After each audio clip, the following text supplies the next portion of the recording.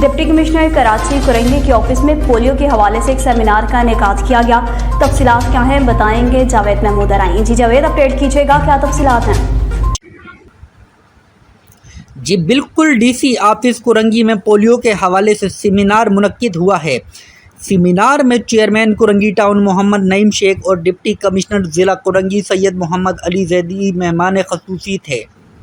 Additional deputy commissioner 2 Nida सुमन Korangi town के तमाम UC के chairman, vice chairman, UC secretaries, उलमा इकराम और दीगर अफराद ने शिरकत की।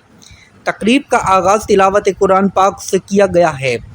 तकरीब से खिताब करते हुए कुरंगी टाउन चेयरमैन मोहम्मद नईम शेख का कहना था कि पोलियो एक असाबी बीमारी है जो कि लाइलाज है। यह महक मुतद्दी मर्ज़ इंसान को माजूर कर सकता है।